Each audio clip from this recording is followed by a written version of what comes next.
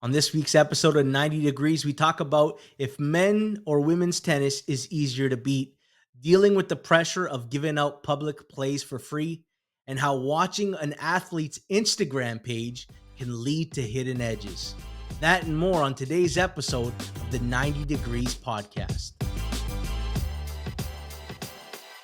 Welcome back to the 90 Degrees podcast. I'm your host, G-Stack George, and I'm excited because today we're talking tennis. If you haven't figured it out, Wimbledon is going on, and I had to get somebody who's an expert in the field. I got Vinny, tennis bettor and content creator for the Hammer HQ, Ace Previews, and OnlineBetting.com. Vinny, thanks for joining me. Yeah, thanks for having me. I'm just way too excited because this really is such an honor to me to be invited to podcasts I've been looking up to all the time. So yeah, thank you so much for giving me the opportunity. And sorry for my broken English in advance. No, you are good. It's the honor is for me because you're going to educate me today, and a lot of people out there who love tennis and they don't know what they're doing when they're betting it. I want to know though, were you a fan of tennis before you started betting, or did your fandom grow as you were betting it? Yeah, so in general, I was a sports fan through and through already as a young kid, and tennis was one of these sports. Yeah, but yeah, um, when I figured out all the basics about betting, like regarding the market, not betting a certain side just for the sake of it, and so on, and tennis quickly became my favorite sport to bet on as well. Yeah. So first and foremost, I was a fan, and then it grew into the betting as well. Can you still watch a tennis game without having a bet on it? I know some people betting has ruined sports for them and that they cannot watch without having money on the line. And that's a funny question because for me, it's the other way around. I hardly ever watch a match I'm financially involved in. Because first I'm betting super high volume, so wouldn't even be possible. Um, and you watch a match completely differently if you have money on it.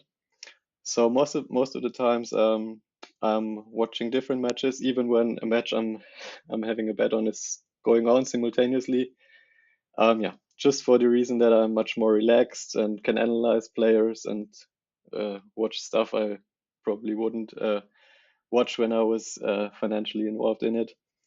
So yeah, it's much better when I'm indifferent about these players, and yeah, that's much more of the norm for me to not watch a match I'm on. You said you're betting high volume. What does betting in Germany look like? Like, are there physical sports books? Is it just online? Are there a lot of illegal sports books and bookies? Are you betting offshore? For those of us who have no idea what the industry looks like in Germany, tell us. Yeah, so there are physical bookies, but really there are only like old people that want to grab a drink as well. And in general, betting in Germany is very uneducated. So that's why I was always looking up to you guys and to American Twitter as well. You have guys like Rob or you, and a lot of educational people around. So in Germany, really, it's different, and it's also tough because it's almost impossible to win, even if you know what you're doing. Because in Germany, the state takes 5% tax on every winning bet you make. So yeah, like if you say you place $100 wager on a plus 100, you only get back 195, and we all know how narrow um, the edges are these days, and yeah, it's almost impossible. That's why I'm only betting offshore and through partners because otherwise it wouldn't be possible. So maybe one Yeah, more. There are books that take these taxes. They pay them for themselves, pay for themselves, but in return they offer much worse odds. So Yeah, that's you're trying to beat an additional vig. You talk about watching the markets. Is that what your style is? Would you describe yourself as someone who's watching the markets? Do you originate a your own lines and then bet accordingly, or do you break it down to how does this guy match up against this guy?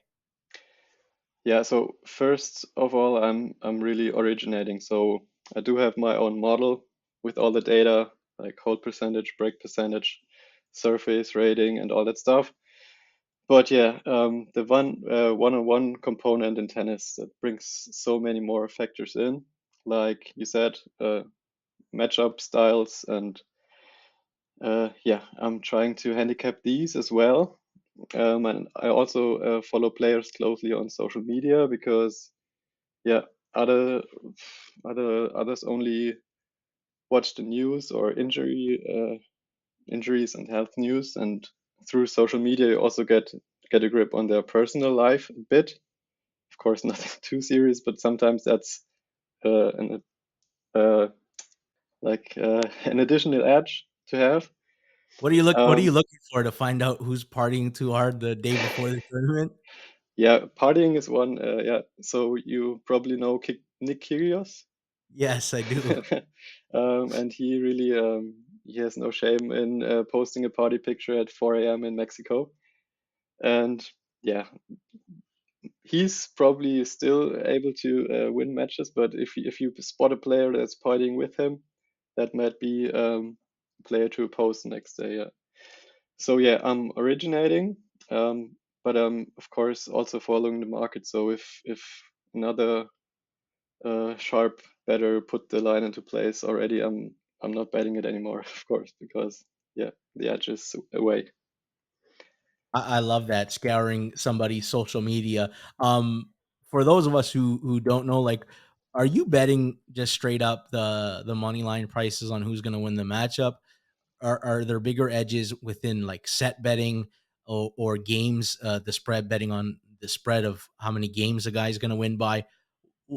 What like how would you describe your ratio of bets within one tennis match? Yeah, I almost never only got one match, one bet on a match.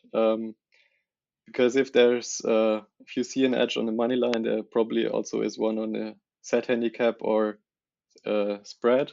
Because I'm mostly betting underdogs, so I was betting money lines only like a few years ago, but it's so stressful because even if your player like steps up and keeps the match close, but ultimately loses, you'll be Yeah, there with nothing. And usually the lines are correlated. Sorry. yeah. So to come away with something, I also bet the spreads as well. Yeah.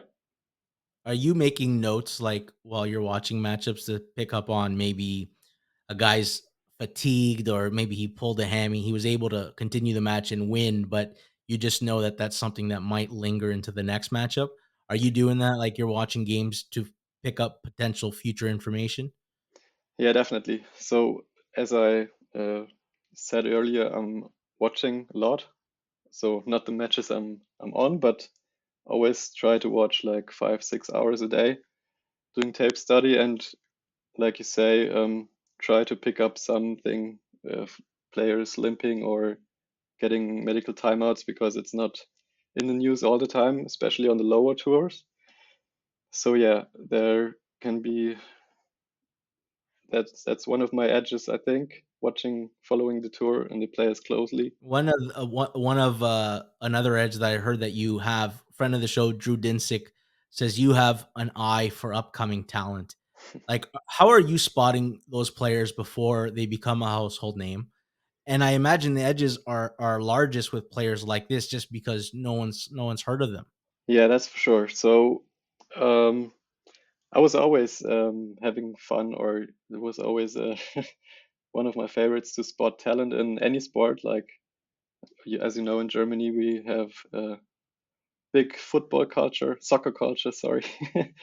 And yeah, I was playing FIFA or Football Manager and always scouting these 16-year-old Brazilians or stuff. So, and in tennis, it's no different. No one really follows the lower tours. So, as you say, it's much easier to find edges. And when the market or even the bookmakers aren't as informed. So what I do is I watch as many matches of these youngsters as well as possible. And yeah, then I'm putting notes like, oh, that guy has a great serve, powerful forehand, etc. And yeah, and then it's also some kind of assessment like, can they do it on a pro tour? Are they just dominant on the junior level, or can Hmm. they really take on the top guys? Yeah, it's a completely different game when you step up to the Pro Tour. And yeah, a lot of these junior top guys just didn't make it to the top in the Pro Tours. Whether they're not up to it mentally, you can also watch it on the tape because some crazy juniors destroying their rackets or so. Then I also marked down, yeah, mental fragile maybe. And yeah, I have a sheet with all the prospects, and that gets bigger every day. So yeah, also you asked for the edges. They are of course large, but it's also the same as in every sport, I guess. They get destroyed um, quicker and quicker, unfortunately. Sure. Well, I want to pick up on two things you said there. You talked about the mental aspect. Uh, you hear about that in golf, where the mental game really comes into play. How much, like, what percentage of mental is tennis as opposed to just pure physical attributes? For me, it's really a lot. It's not really measurable, but yeah, it's also betting on tennis is quite special because it's a lot of intuition that also goes into it.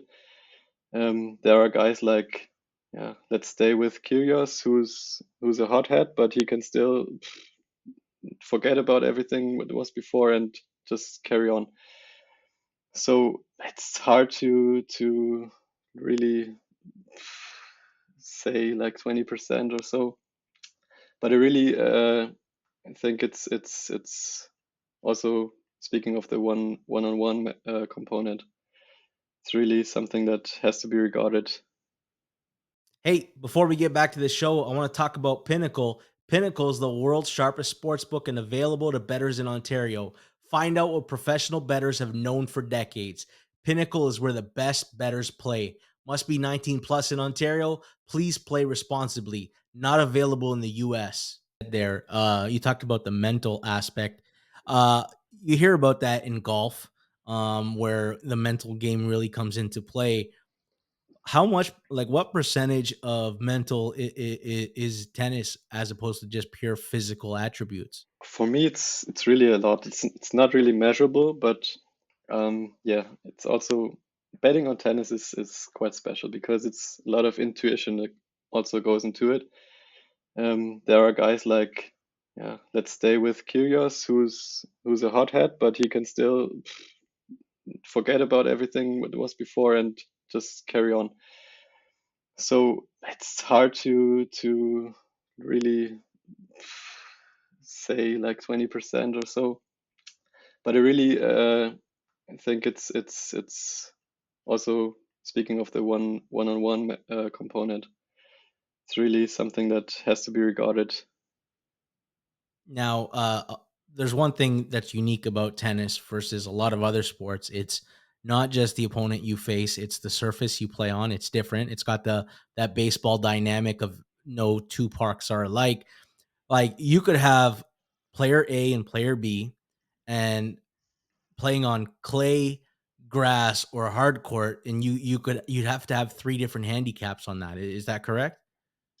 Yeah, that's totally correct. And you had that all the time with like Federer and Nadal.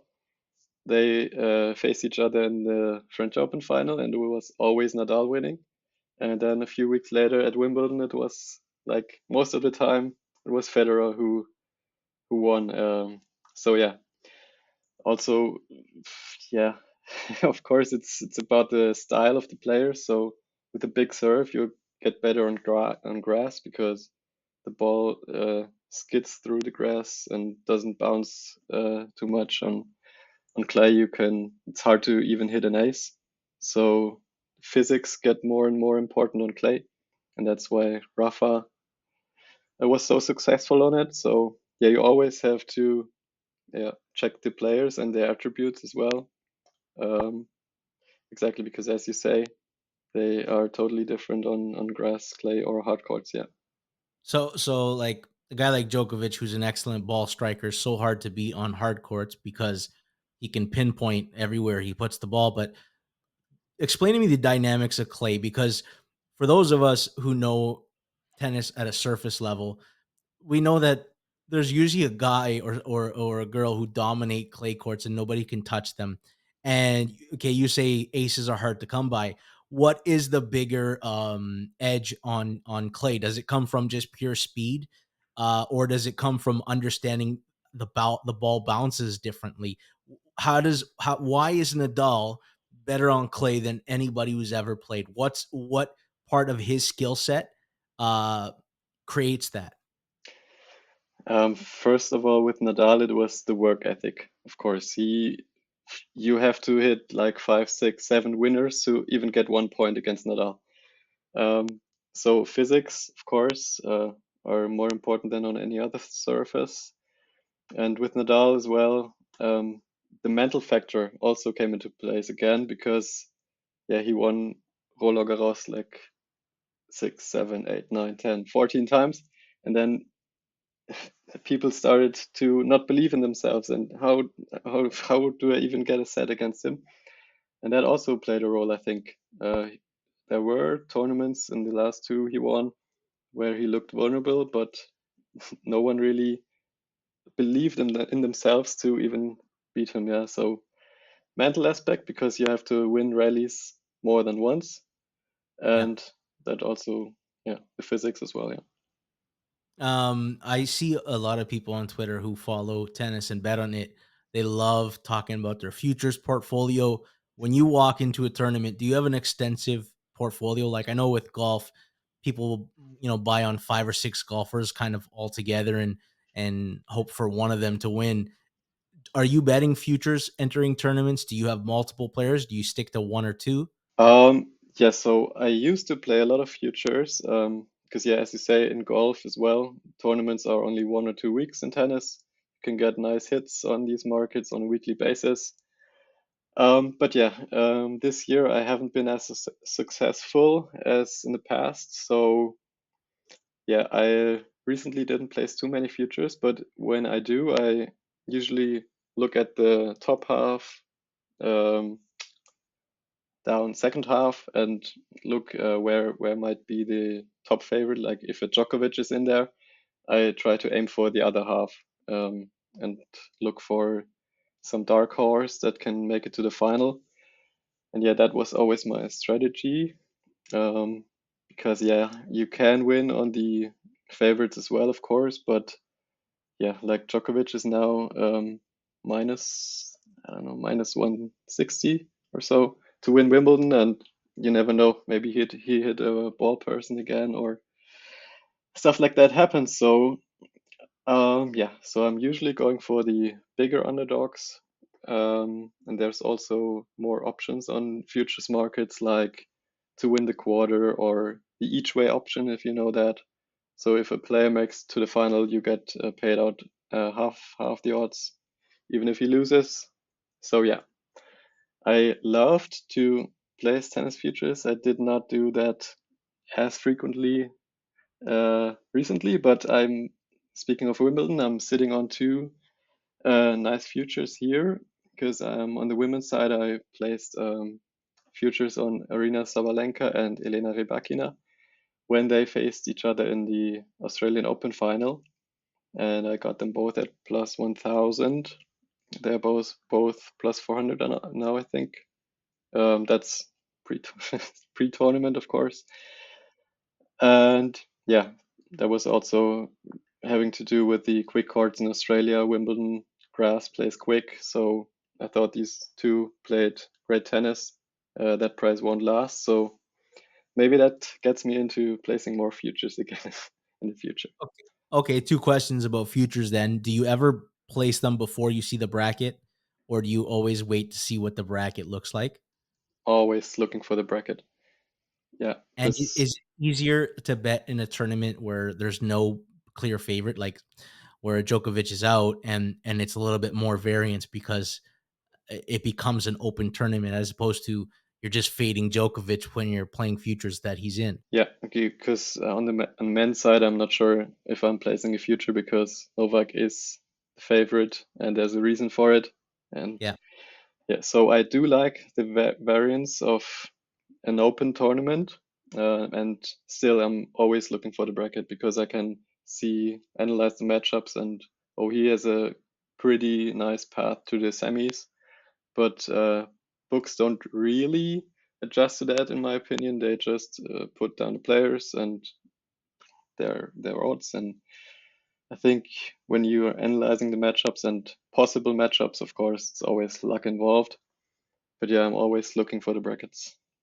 Is live betting tennis something that you do? It seems like it could be very lucrative. Yeah, so as we've already talked about the one-on-one component, it's like the ideal setup for live betting. If you see a player struggling, oftentimes the bookmakers don't really adjust their prices. They only adjust them when there's a major injury or medical timeout or something. And even then, they just put the odds on hold and reopen them at the same price most of the time.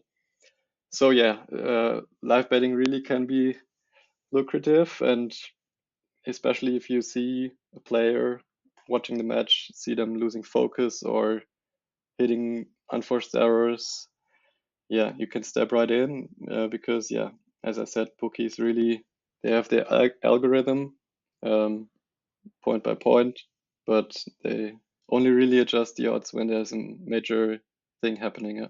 Got it. Wimbledon is on right now. Are you better at betting certain majors over others? I don't believe in that. So yeah, some people they do have a favorite major because that worked for them every time.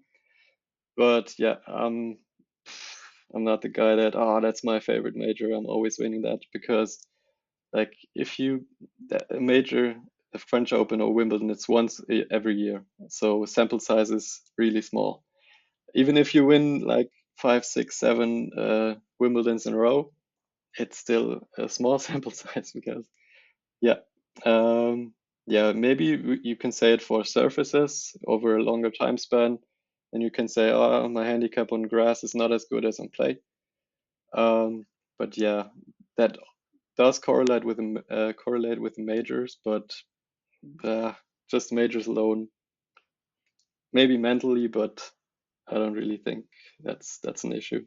Okay, then as a fan, what's your favorite major to watch? Do you have one that is your like this is the one, this is my favorite time of year? Yeah, that was always the French Open for me. Um, don't know why, but I always found it fascinating when players constructed their points, ran 20 miles an hour, but ran like 25 balls and still got to the ball and hit a winner in the end. So that was always my type of tennis I was liking to watch. And yeah, on clay, yeah, it was always my, oh, sorry. Also, my favorite player was best on clay, Gustavo Kuerten. He won the French Open in 97, 2000, and 2001. And yeah, so that was like more of my favorite major because Wimbledon, despite all its like prestige, I, I'm not a fan of like players hitting an ace, preparing for the next serve for 30 seconds, hit another ace. So Hey, the easiest way to improve as a sports bettor is use multiple sports books and always get the best odds. We recommend using an odds comparison tool like BetStamp. BetStamp compares odds across every sports book for games, futures, and player props. Save time and money by checking BetStamp before you bet. Download the app today. If you're looking to sign up for a new sportsbook account, please check out the offers available at betstamp.app/circles off or hit the link in the description. If you sign up through this page, it helps support the show. Now back to the interview. Women's and men's tennis. I'm assuming there's a lot more liquidity in men's tennis. People want to bet it more. Is one easier to bet than the other? in my opinion, it's not, but yeah, more liquidity.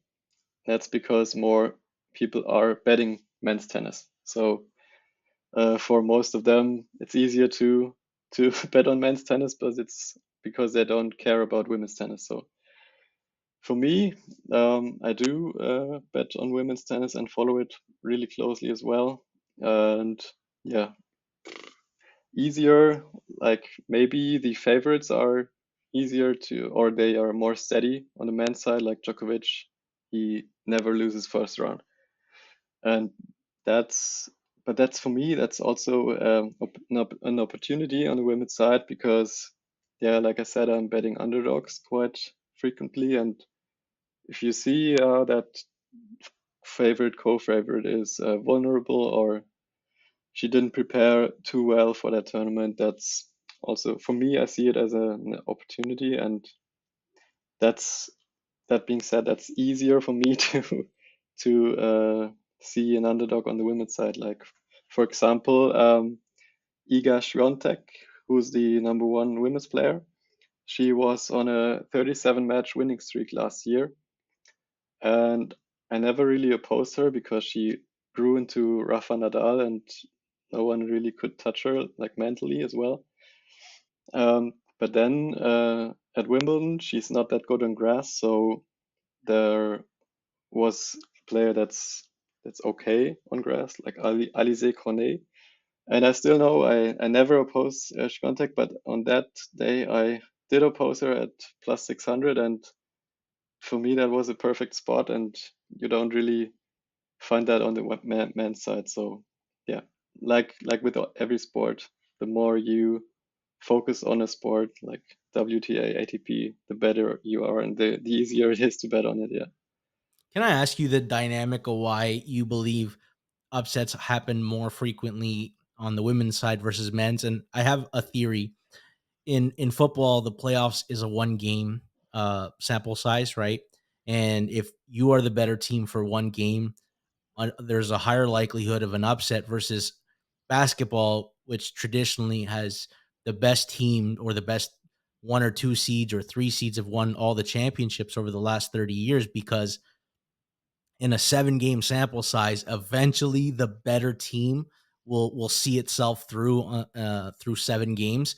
And I know with men's tennis, it's a best of 5 sets, and with women's outside of a select few tournaments, it's a best of 3 sets where you could get 2 sets up on Djokovic, but eventually he'll dig deep and come out of it. Whereas in women's tennis, 1 bad hour of tennis and you're out of the tournament. Do you think that's the dynamic, or do you think it's something else completely? No, that's a very valid point. Of course, like if you have someone playing steady tennis for 5, 6 hours, if it has to be, and that is Djokovic or has been Nadal, it's so hard to beat them. Um, but yeah, I also got another point. So maybe it's just the era we are right now with the women, because when Serena Williams was on top, it was also the same with her. Like you couldn't beat her, no matter the surface. But yeah, right now we do have Swiatek, but yeah, she's not yet the player that has been Serena Williams. So maybe that's also a bit of an era shift. Sure.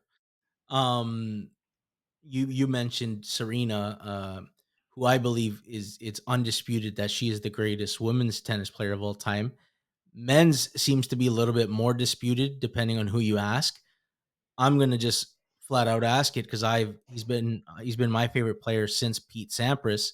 I think Djokovic is the best player of all time. Do you think I'm wrong in that, or do you think it's debatable? Yeah, so you're definitely not wrong because yeah, objectively he has the most majors now, and when it comes down to it, I think the overall majors won will decide the GOAT race.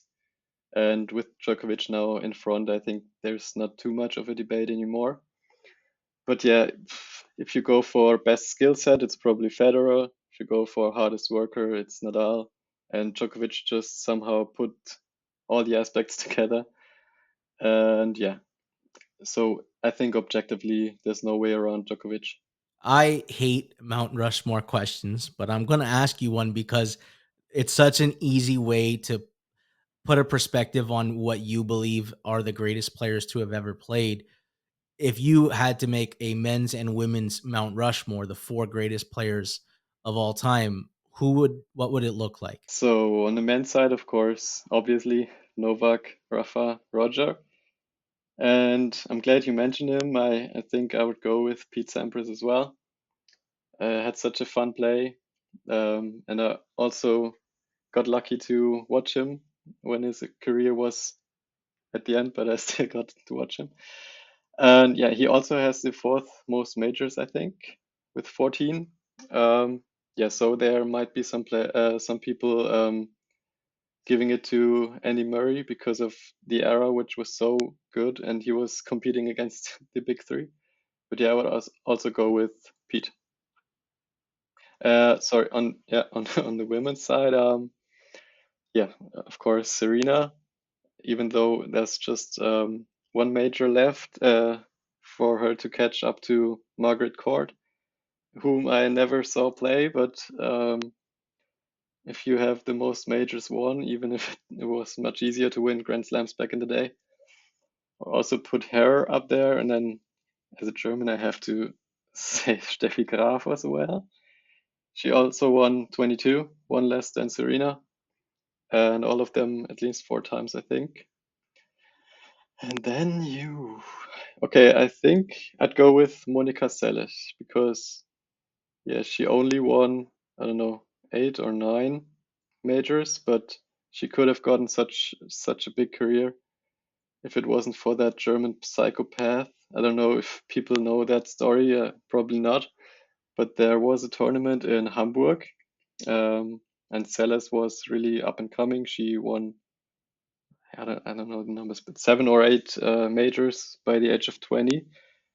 And Steffi Graf was on top by then, and there was a mentally ill German fan of Steffi Graf, and he really stabbed Salas in the back during a match. So really Googled that, and yeah, she really wasn't the same after that incident. Didn't play tennis for 2 years, 2 years I think, and never got back to it. So that's the most what could have been story in tennis. Yeah, so I would go with her. Oh wow. Okay, I want to pinpoint your era of loving tennis because I'm gonna tell you mine, and then you can figure out when I started watching. My favorite, or when I first started watching, Pete Sampras was on top for the men's, and Martina Hingis was on top for the women. So that was the era that I started watching tennis. When you started watching tennis, so I can gauge how long your fandom was, who was at the top of the game when you started watching? It's probably around the same. When I started watching, when Hingis was still up and coming, I don't think she was number one back then, but Okay, I so you wasn't were there really. really because I I started watching it, but I didn't really follow the rankings or so. So that's why I can't really tell you who was on number one back then. But yeah, probably around the same time. Yeah. we talked about Kyrgios, also my fellow Greek player Stefanos Tsitsipas.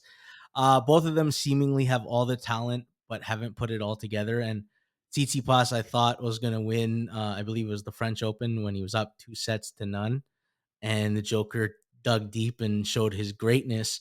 Um, what are they both missing? Like what is the element that hasn't gotten them to the next level? And do you think it will ever happen for either one of them? So for Tsitsipas, I really think it's mentally, uh, especially after that defeat by Djokovic. He never really got to another major final, and that was his chance to like push his career and get more, um, yeah, get closer to the top guys. And yeah, that's just something missing on every surface for him. On clay, it's like mentally, I think. On grass, he was never that good because of his one-handed backhand. That's vulnerable on defense. And yeah, Kyrgios, obviously, not the hardest worker out there. He did make the Wimbledon final, so if it wasn't for Djokovic there, he might have won it. Uh, yeah, but he, maybe he still has it in him, but I don't think he cares too much about tennis to become a multiple major winner.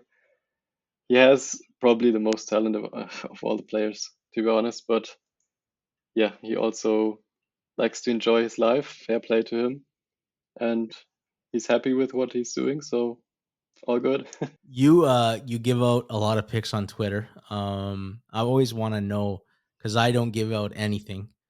Why do you do that? Is it to prove credibility, validate your action? Are you trying to gain betting partners?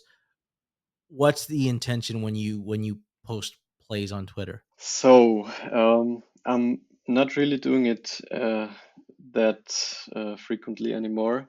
Now I started again, but yeah, I started my Twitter account on in 2016, I think, and it was right around the time when I was trying to do this on a more professional level because until that time I was really the typical rec better, so losing all the time, thinking I got everything figured out when I didn't. And yeah, with Twitter that also changed because yeah, as you said, Drew Dinsick was on the show 2 weeks or 3 weeks ago, and yeah, he, formerly known as Whale Capper, somehow discovered me on Twitter and introduced me to some other sharp minds in the tennis community. And yeah, so that was the first step. And then, of course, I enjoyed that and I carried on giving out picks. And being respected by these guys really means the world to me. But yeah, to be honest, I take every little criticism after losing bet much harder than I enjoy validation after winning bet. So as you know, social media is so cruel nowadays. So and I don't want to let that influence my well-being or betting. So when I'm not feeling it, I'm not posting pics for free. I ask that because when my friends, I don't share my plays because it feels almost thankless where they don't remember the winners, but they'll criticize and point out the losers. Like, does this add stress and pressure to you? And have you ever had like a sustained losing streak while doing this? Like, how did you deal with it? Like, was there blowback and overall the aspect of riding the negative side of variance while sharing stuff publicly? Yeah, as I said, I'm taking it way too hard.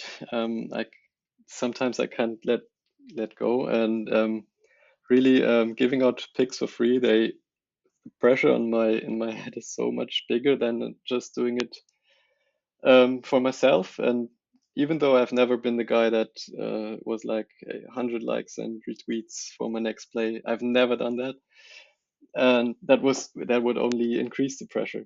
So I know why I didn't do that, but yeah, that's also a bit of a contradiction because maybe you know, but I started a paid service back in 2019. But for me, that's different because most of the people that pay for the service, they know the ups and downs that come with betting. And yeah, spoiler, even pro bettors or sharpest minds are losing. Um, but yeah, in the group, it's really I can work calmly without having to win every bet, which is different on the free page, unfortunately, because the uneducated mass still expecting a win every bet from the touts. So yeah, I also had my first losing year actually in 2021, but still got positive feedback from like 99% of my subs. So that really is important to me, and that makes me work calmly and yeah, doesn't get me too distracted. Yeah, sorry. You say you had a losing year, so when you go through a prolonged stretch of losing, does doubt ever creep in? Like, have I lost my edge? Do I have I just been lucky for for a long time, and is this reality hitting me? Like, what's your mental status, and how do you deal with those losing streaks? Yeah, definitely. I was thinking a lot in 2021 because yeah, I think it started quite okay, but then I really had 3, 4 months I was losing and I was losing badly. And of course, thoughts are creeping in, and yeah, as you say, you think, have I lost my edge? Have others kept up? Do I not read the market right anymore? And yeah, just coming back to the to my subs again, and I'm really so thankful. Like most of the touts are really no good people, but for me it's so different because um, they really encouraged me, and they told me that it's just variance and everything will get better. Were just unlucky. You're still getting closing line value. It's all the things you might not realize yourself when you're down. But yeah, then fortunately 2021 started great again and finished great as well. So yeah, I'm doing this for the sixth year now professionally, and yeah, hope hope it wasn't just a prolonged luck streak. Yeah, right. It's you'll at that moment you're like 3 years of winning. You have doubts about that, and that that 6 months of losing, and you're just like, oh man, you read too much into it. Okay, I feel foolish here. I didn't know that you could bet on the Tour de France, which is going on right now. And I should have known because it's human nature. We want to bet on everything. Explain to me what kind of markets you can bet on in the Tour de France. So yeah, first of all, I'm also a fan of cycling. As I've said, when I was a kid, I was watching like every sport, and cycling was big back then until Lance Armstrong and like the whole peloton really destroyed it with everyone being doped. And Yeah. then I came back like a few years ago, gaining interest again, and yeah, it's really slowly but surely becoming my second favorite sport.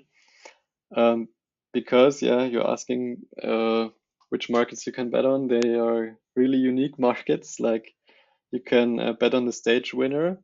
Like the Tour Yeah. de France has 21 stages.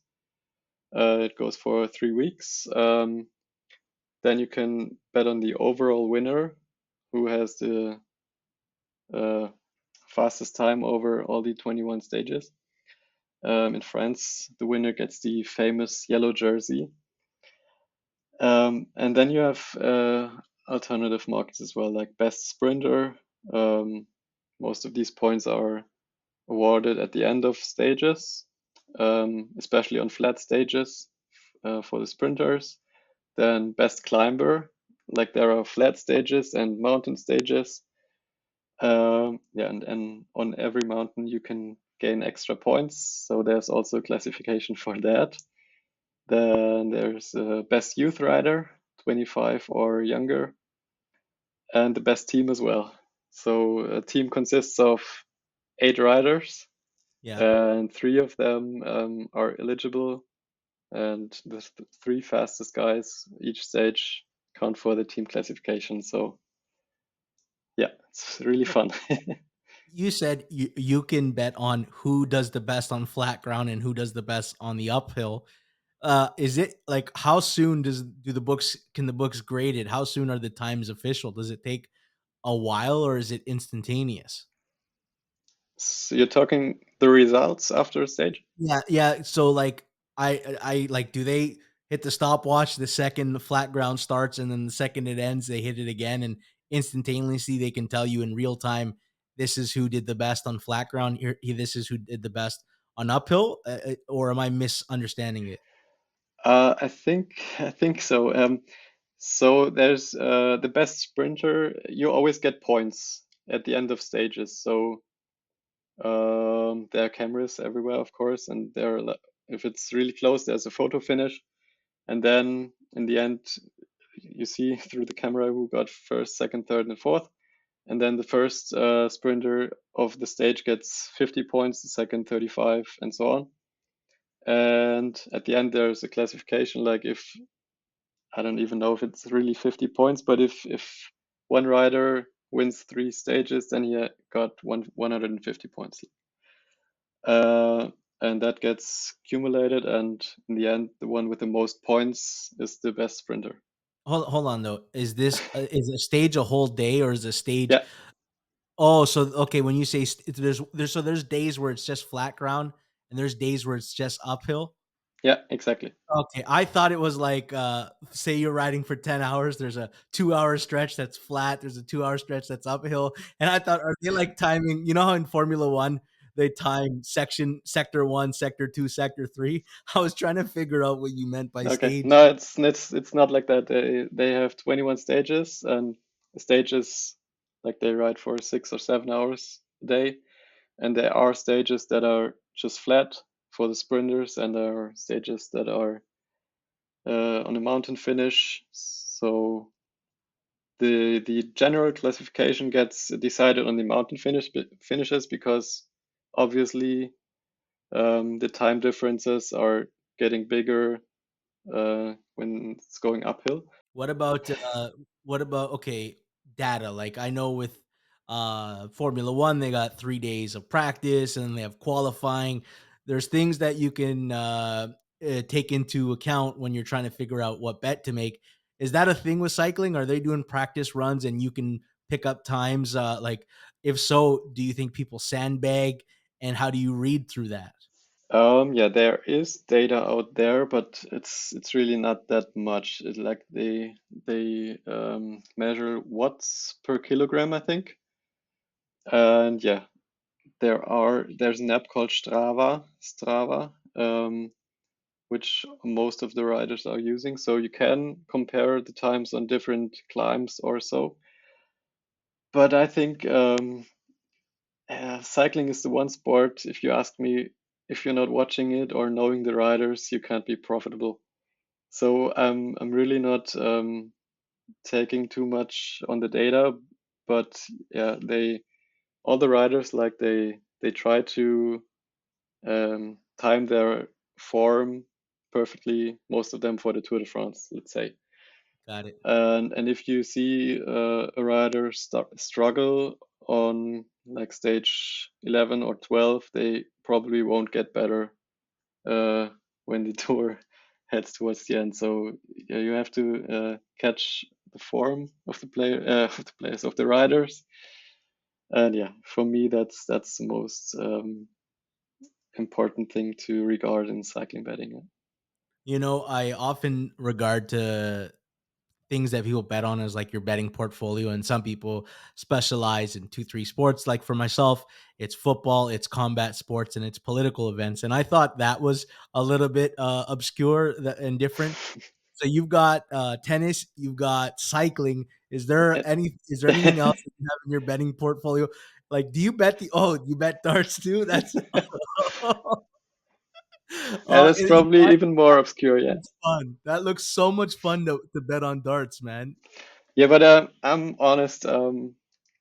I like with the tennis. I rather watch a darts game without having a bet on because darts is so much fun. You enjoy all the 180s, but when you're having a bet on, like all the joy is out of the window.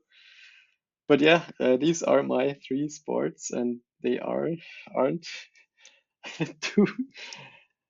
Yeah, No, I don't know the word right now, but yeah, I don't think there's anybody else with that kind of portfolio. I thought I had a strange one. You've got me beat there. yeah, I think so too. Vinny, I want to thank you for your time, man. This was so much fun, and I loved. I think I got a better education. I don't think I'm gonna start betting tennis or cycling or darts anytime soon, but I love to learn, and this was a true learning experience for me. Yeah, thank you again for having me. Still feels a bit surreal, but thank you for the opportunity and thanks for having me. Yeah, Perfect, and good luck with all your bets in Wimbledon. thank you so much. That's it for me. Another edition of 90 Degrees is in the books. I want to thank my guest, Vinny, tennis bettor and content creator for the Hammer HQ, Ace Previews, and OnlineBetting.com. I want to thank the sponsors of this podcast, Pinnacle and BetStamp, and my producer, Jason Cooper. Thanks for listening. Do me a favor before you go. I want you to like the content, subscribe, share, and comment. And if you comment, I'll comment back on your comment. We'll be back next week with another guest on the 90 Degrees podcast, where we give an inside look into the sports betting industry. That's it for me. Hope you enjoyed. Until next time.